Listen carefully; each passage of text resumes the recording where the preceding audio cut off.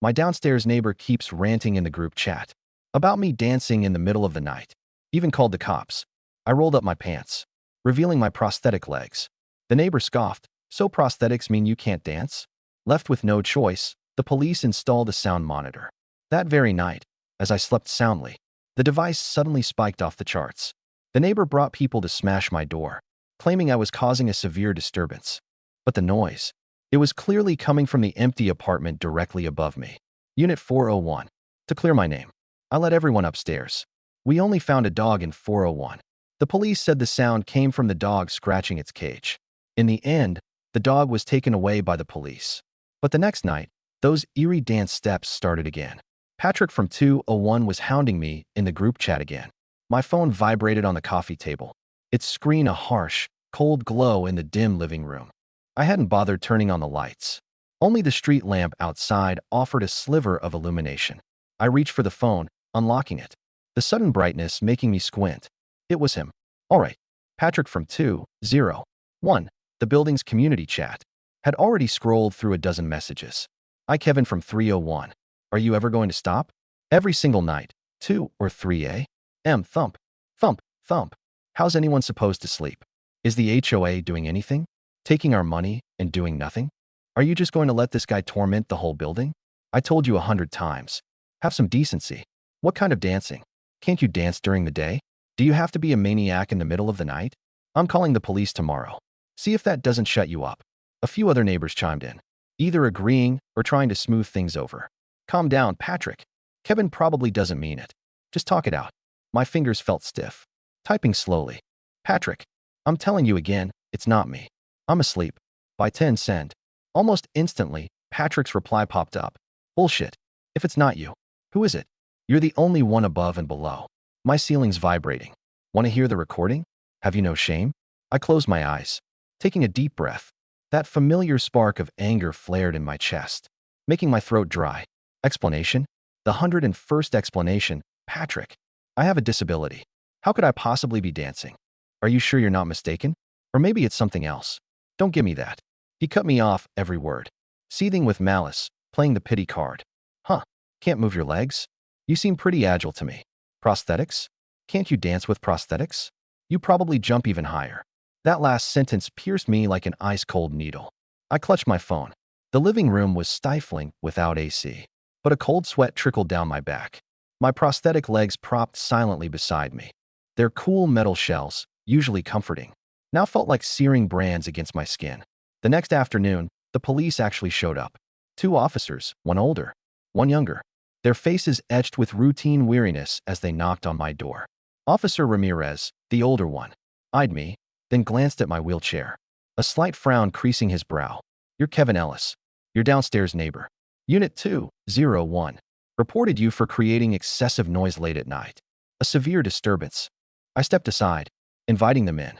My apartment was small, a 1-bedroom, 1-bath, almost too clean, lacking any real warmth. I rolled my wheelchair to the center of the living room. Officer Ramirez, it wasn't me. I go to bed very early. The younger officer scanned the room, his gaze sweeping over the bare floors. Simple furniture finally settling on me. Patrick had followed them up, squeezing into the doorway. His face flushed and furious, pointed at me, practically shouting, "Officers, it's him. He's always making trouble late at night.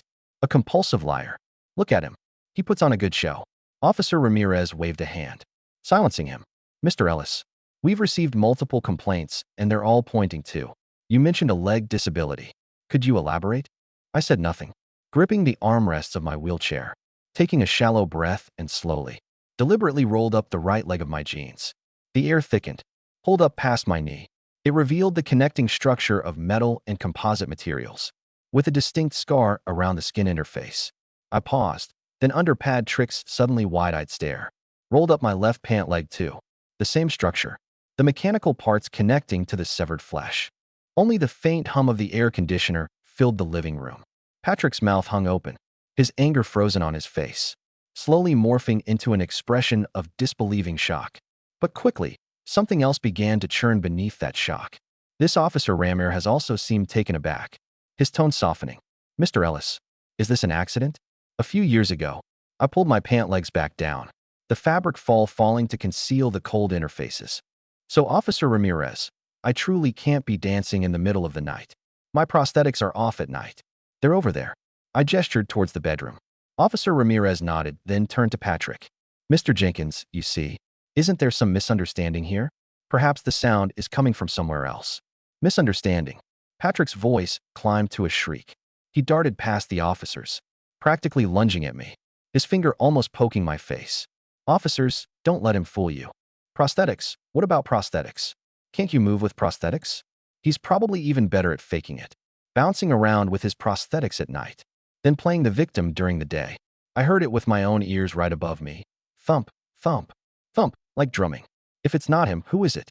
Is it a ghost? His spittle nearly sprayed my face. His eyes bloodshot, fixated with a mad certainty that wouldn't back down.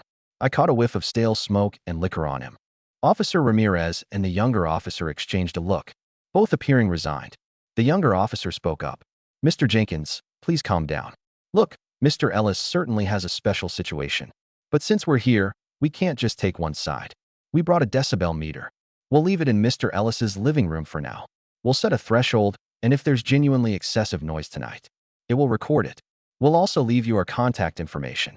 If anything happens again, you can call us directly, and we'll come check the recordings. That's fair to everyone, don't you think? Patrick's chest heaved, glaring at me, then let out a heavy snort from his nose. Fine. Let's see how long you can keep up the act. Officers, you better be fair. Don't play favorites with the disabled. He bit down hard on the word disabled. Officer Ramirez didn't engage with that comment. I had the younger officer retrieve a palm-sized white device, placing it on my living room's TV stand. After a few adjustments, a green indicator light glowed. He gave me some instructions, mainly about living normally at night, but being mindful of truly loud noises. They left, taking the still grumbling Patrick with them.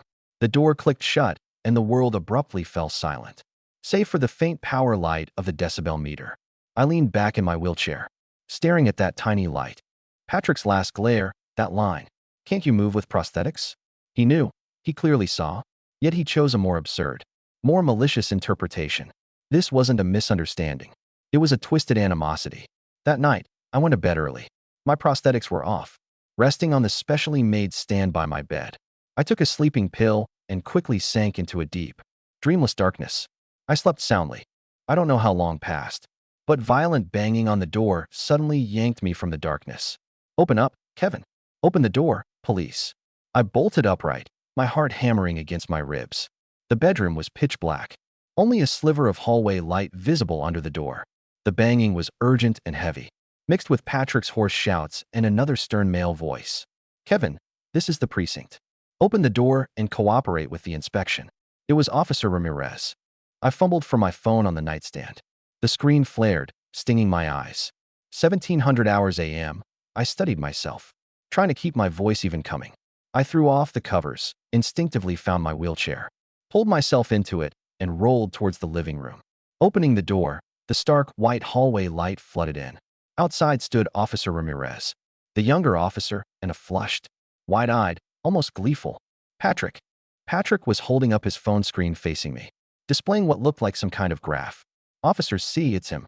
"Concrete evidence," Patrick shouted, his voice distorted by excitement. Officer Ramirez's face was grim. He stepped in front of Patrick, addressing me. "Mr. Ellis, apologies for the disturbance. We received a call from Mr. Jenkins, reporting that your decibel meter readings spiked severely, over 100, which is a major disturbance. We need to come in and check the device's records." My mind was still fuzzy. I stepped aside, letting them enter. "Officer Ramirez, I've been asleep this whole time. I just woke up. How could there be any noise?" The younger officer walked directly to the TV stand, picked up the white decibel meter, and pressed a few buttons. This screen lit up, displaying a string of data and a fluctuating curve. He studied it, a deep frown on his face, then handed the device to Officer Ramirez. Officer Ramirez stared at the screen, his expression growing even grimmer. He looked up at me, his gaze sharp. "Mr. Ellis, the meter's record shows that from 1 a.m. until around 2 a.m., the noise level at this location peaked at 105, with an average of over 95. Those are indeed very high readings, equivalent to a construction site. How do you explain this?" "I can't explain it." My voice was a little dry because I genuinely was asleep. Could the device be faulty? Or perhaps I suddenly remembered Patrick's accusation and a bizarre, chilling thought surfaced. Or the sound wasn't coming from my apartment at all. You're full of it. Patrick jumped up, pointing at the ceiling. It was coming from here. I heard it clearly dancing. It was dancing. Thump, thump, thump. The moment he finished speaking, as if to confirm his madness or perhaps to mock my defense, there it was. Thump. A dull thud distinctly from above. Not beneath my feet, but directly over my head. The sound wasn't loud, but it was heavy with a certain rhythm. Then two more. Thump, thump, evenly spaced.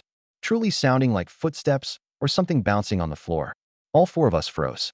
Patrick's excitement vanished. His face slowly turned towards the ceiling. Mouth agape. Officer Ramirez and the younger officer also snapped their heads up.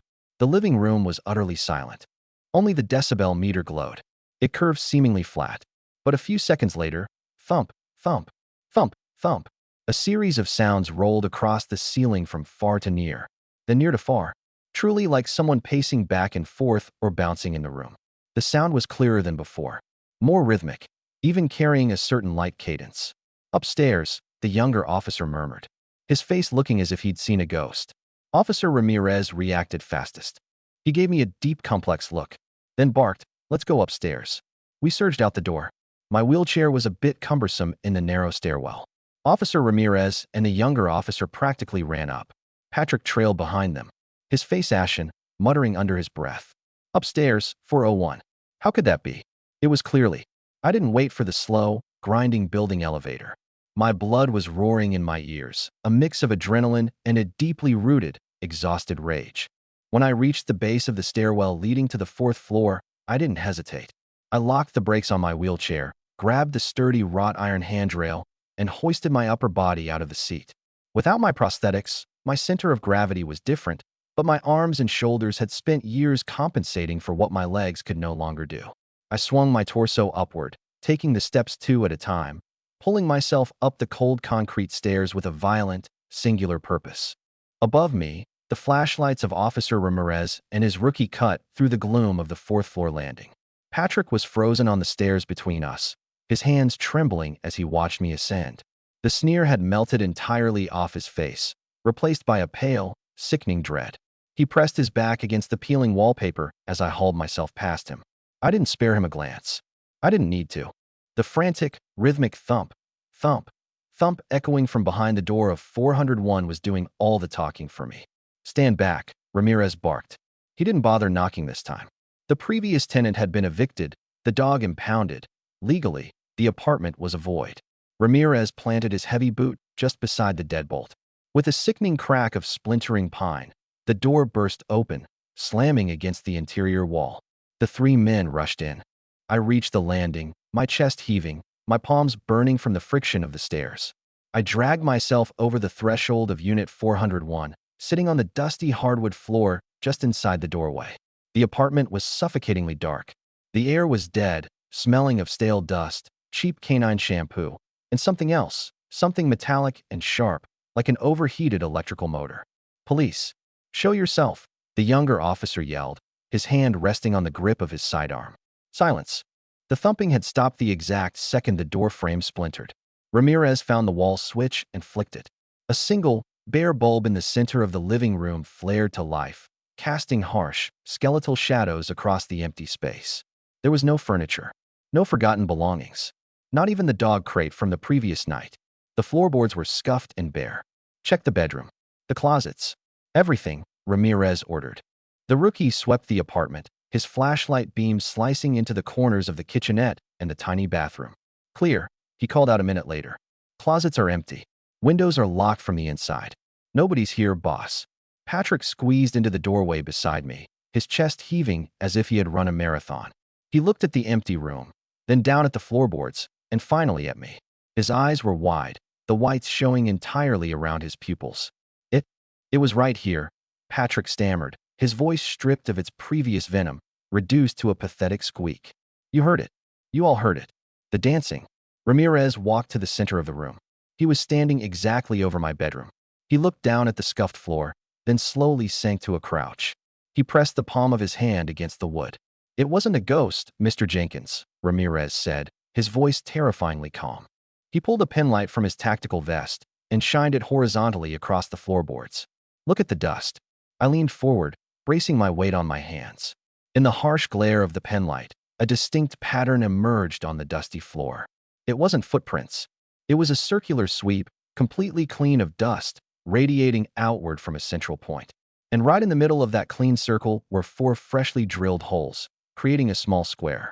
Something was bolted here, the rookie said, stepping closer. Recently. Not just something, Ramirez said. He stood up and traced a faint, dark smudge along the baseboards that led toward the living room window. Follow that scuff mark. Looks like rubber casing. The younger officer walked to the window. It was closed and locked, but when he examined the frame, he let out a low whistle. Boss, the weather stripping here is torn. Like a thick cable was jammed in the sill, and the window was forced down over it. Ramirez turned slowly, his eyes locking onto Patrick. Mr. Jenkins, Ramirez said. The air in the room seemed to drop 10 degrees. You live in 201, correct? Yes, Patrick whispered. He was sweating profusely now. And Mr. Ellis is in 301, which means his apartment is sandwiched directly between yours and this one. Ramirez took a slow step toward Patrick. A heavy-duty cable running out this window, down the exterior fire escape. Where do you suppose it ends up? I don't know, Patrick stammered, taking a step backward into the hallway. I swear to God, I don't know what you're talking about. Let's go find out, Ramirez said. The descent was a grim, silent procession. I lowered myself down the stairs, methodically, my arms burning, my mind racing. A mechanical device? A thumper? I had read about them online. Malicious contraptions designed to simulate the heavy thud of footsteps or pounding music, usually attached to ceilings or floors to torment noisy neighbors. But to break into an empty apartment, bolt it to the floor, and wire it up? The sheer, obsessive hatred required to execute such a plan made my stomach churn. When we reached the second floor, Ramirez didn't ask for permission. He stood in front of Unit 201 and looked at Patrick. Open it, the officer commanded. Patrick fumbled with his keys, dropping them twice. His hands were shaking so violently they rattled against the metal doorplate. When the door finally clicked open, we were met with a wall of cold air and the sour stench of stale beer. Patrick's apartment was a chaotic mess. Empty bottles cluttered the coffee table, and the walls were lined with sagging bookshelves. But my eyes, and the flashlights of the officers, were immediately drawn to the window leading out to the fire escape. The window was cracked open an inch. A thick, black, industrial extension cord snaked through the gap. It ran across the carpet, hiding behind a dilapidated sofa, and terminated at a complex apparatus sitting on Patrick's dining table. It was a heavy-duty smart plug timer, the kind used for industrial lighting, plugged into a massive battery pack. The rookie walked over to the table and picked up the timer. He pressed a button on the side, illuminating the LCD screen. Look at this, the rookie said, his voice laced with disgust. It's programmed, set to turn on every night at 1 a.m., pulse rhythmically for an hour, and shut off at 2 a.m. Then it cycles again at 3:30 a.m. Ramirez turned to look at Patrick. Patrick was backed against his front door, his face buried in his hands, letting out a pathetic, high-pitched whimper. You broke into a vacant apartment, Ramirez said, reading him his rights with a furious edge to his voice. You installed a pneumatic ceiling thumper directly above a disabled man's bedroom. You wired it down the fire escape to your own apartment. And then, you called us to report him for the noise. I sat in the hallway, looking at Patrick through the open doorway. The pieces locked together in my mind, forming a picture so ugly I almost couldn't process it. The decibel meter had spiked in my apartment because the noise was blasting directly through my ceiling. It wasn't me dancing. It was an industrial piston, slamming into the wood, driven by the spite of the man living beneath me. Why? The words scraped out of my throat before I could stop it. Patrick dropped his hands. His eyes were red, filled with a pathetic, cornered venom. Because you're not supposed to be here, he suddenly shrieked, the last vestiges of his sanity snapping. I wanted that apartment. When Mrs. Gable died, the landlord promised 301 to me. It has the good sunlight, the bigger kitchen. But then you showed up with your wheelchair, and the landlord gave it to you because of some ADA compliance bullshit. You stole my apartment. He pointed a trembling finger at me. You roll around looking so pitiful, making everyone feel sorry for you. I wanted them to hate you. I wanted the HOA to kick you out. If everyone thought you were a psycho who danced all night, they'd force you out, and I'd get my apartment. The sheer absurdity of it hung in the air. He had spent hundreds of dollars, risked felony breaking and entering, and orchestrated a campaign of psychological torture, all over a marginally larger kitchen and a bit of morning sunlight. "You're a sick man, Patrick," Ramirez said softly. He grabbed Patrick by the shoulder, spinning him around and snapping the handcuffs onto his wrists. The metallic click-clack was the sharpest, most satisfying sound I had heard all night. "You're looking at burglary, malicious harassment, misuse of emergency services, and falsifying a police report." As they let him out of the apartment, Patrick didn't look at me. He kept his head down, muttering feverishly to himself, a broken man consumed by his own petty, festering malice. The rookie stayed behind for a few minutes to unplug the timer and confiscate the battery pack as evidence. He walked out into the hallway and looked down at me sitting on the floor. "I'll help you back up to your place, Mr. Ellis," he offered gently. "Thank you," I said, my voice hollow. He supported my weight as we took the elevator this time, getting me back into my wheelchair. When we returned to 301, the apartment felt different. The oppressive, looming anxiety that had haunted the walls for weeks was gone. "We'll have the super go up to 401 tomorrow and remove the actual device from the floor," the rookie said, standing in my doorway. "You're safe now, Mr. Ellis. Have a good night." The door clicked shut. I was alone. I wheeled myself over to the decibel meter sitting on the TV stand. The green light was steady. The curve on the screen was flat. The nightmare was over. Patrick would likely face jail time, or at the very least, a massive fine and eviction. The group chat would eat him alive tomorrow. My name was cleared. I rolled into my bedroom. The digital clock on my nightstand read 3:15 a.m. I exhaled a long, shuddering breath, feeling the adrenaline finally drain from my system, leaving behind a bone-deep ache. I transferred from my chair to the bed, pulled the covers over my waist, and stared up at the ceiling. It was over.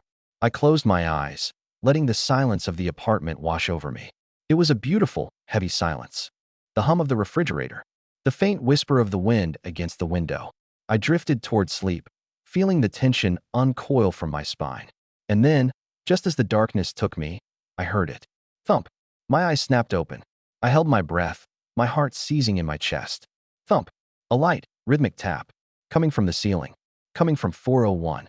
Thump, thump, thump. It wasn't the heavy, mechanical slam of Patrick's pneumatic piston. I knew what that sounded like now. That was industrial. That was brutal. This was different. This was softer, more organic. It had a cadence, a deliberate, hesitant rhythm. It sounded exactly like a pair of bare heels, stepping lightly across the floorboards. Thump, thump, thump, thump. It was the cadence of a waltz. Panic, icy and absolute, flooded my veins. Patrick was in a squad car. The timer was in an evidence bag. The power cord had been disconnected. The machine was dead. So who was dancing in 401? I threw off the covers and dragged myself back into my wheelchair. My hands were shaking so badly I could barely grip the wheels. I rolled out into the living room, staring wildly at the ceiling. The sound followed me. It moved from the bedroom ceiling, gliding across the plaster, stopping directly above my head in the living room. I looked at the decibel meter on the TV stand. The screen was lit up. The green light had turned to a flashing yellow. The curve was spiking, but not to 105. It was sitting at a steady 65 decibels, the volume of a normal human conversation, or the volume of a person pacing in the room above. "No," I whispered. "No, this is impossible." I grabbed my phone from my lap. I dialed Officer Ramirez's card, which he had left on the counter. It rang 3 times before he answered, his voice thick with confusion. "Mr. Ellis? We're just pulling into the precinct with Jenkins." "What's wrong?" "It's back." I choked out, my voice cracking. "The noise. It's back." "That's impossible, Kevin," Ramirez said firmly. "The battery pack is sitting right next to me in the cruiser. The machine has no power. I'm telling you, someone is walking up there. It's different this time. It's not the machine. It's footsteps." There was a long pause on the line. I could hear the static of the police radio in the background. "Don't move," Ramirez said, all the weariness gone from his voice. "Lock your door. I'm turning the car around." For 15 minutes, I sat frozen in the center of my living room. Above me, the dance continued. It was a mesmerizing, terrifying sound. It would pause, as if the dancer were catching their breath, and then it would begin again. A slow shuffle, a twirl, a gentle landing. I realized then why Patrick had been so utterly convinced I was mocking him. He had built his machine to torment me, yes, but he had also been hearing this second, organic noise. His paranoia had blended the two together until he couldn't tell reality from his own malicious fiction. The heavy pounding on my door made me jump. "Kevin, it's Ramirez." I rolled to the door and threw the deadbolt. Ramirez and the rookie stood there, their guns drawn this time. They didn't look tired anymore. They looked pale. "You hear it," I whispered, pointing to the ceiling. Right on cue, the light thump-thump, thump-thump drifted down through the plaster. The rookie swallowed hard. "Jesus Christ. Did you take the key from the super?" Ramirez asked his partner. "Yeah, I have it. Let's go." "Kevin, stay here." "No," I said, my voice hardening. "I'm coming with you. I need to see this. If I don't see it, I'll think I'm losing my mind." Ramirez looked at me, saw the desperate, unyielding resolve in my eyes, and nodded once. We made the agonizing trip up the stairs again. The building was deathly quiet, save for the soft, rhythmic tapping emanating from the fourth floor. When we reached 401, the broken door was still ajar from our earlier breach. The darkness inside seemed thicker, heavier. Ramirez kicked the door wide open, sweeping the room with his tactical light. "Police, do not move." The light hit the center of the room. The mechanical thumper, a heavy steel piston attached to a metal base plate, sat dead and silent, bolted to the floor exactly where we had deduced it would be. But there was nobody there. The room was empty. And yet, the thumping continued. Thump, thump. Only now, standing in the room, I realized the terrifying truth. The sound wasn't coming from the floorboards. It was coming from inside the walls. Ramirez traced the sound. He walked slowly toward the back of the apartment, toward a small, louvered door that concealed the building's central HVAC return shaft, a wide, vertical tunnel that ran from the basement all the way to the roof. The rhythmic thumping was echoing up from the metal grating. Ramirez holstered his flashlight, keeping his weapon raised, and reached out with his left hand. He grabbed the handle of the louvered door and yanked it open. A wave of fetid, rancid air washed over us. It smelled of raw sewage, unwashed skin, and rotting food. Ramirez shined his light down into the grate. From my vantage point in the wheelchair, I couldn't see down the shaft, but I saw the color instantly drain from the rookie's face. He took a stumbling step backward, his hand flying to his mouth to suppress a gag. "Boss," the rookie whispered, horrified. Ramirez didn't move. His gun remained steady, pointed down into the darkness.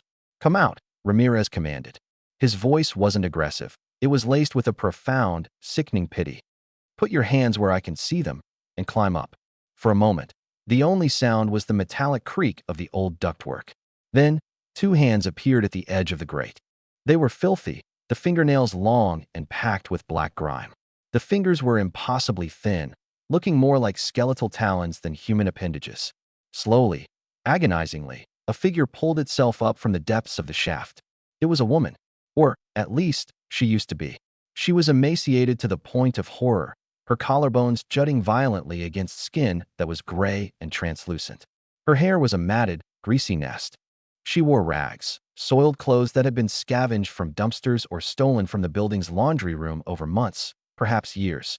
She crawled out of the shaft and collapsed onto the hardwood floor like a pile of broken sticks. She didn't look at the officers. She didn't look at the guns. Her sunken, hollow eyes locked instantly onto me. She stared at my wheelchair. She stared at my rolled-up pant legs, at the space where my flesh ended and empty air began. And then, she smiled.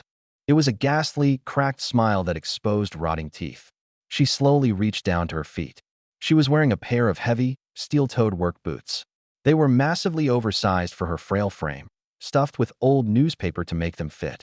They were scuffed, covered in paint splatters, and deeply worn. I felt the breath leave my lungs in a violent rush. The room spun. I gripped the armrests of my chair so hard my knuckles popped.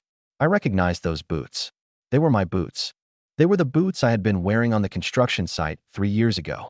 The boots I was wearing when the steel I-beam snapped its cable. The boots that the paramedics had to cut off my crushed legs to pull me from the wreckage.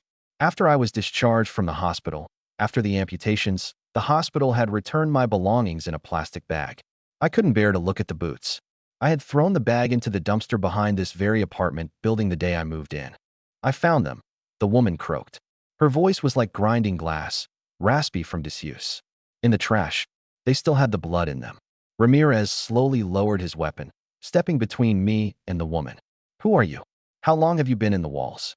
She ignored him entirely. Her mad, glittering eyes remained fixed on me. I heard the machine, she whispered, pointing a skeletal finger at Patrick's broken contraption bolted to the floor.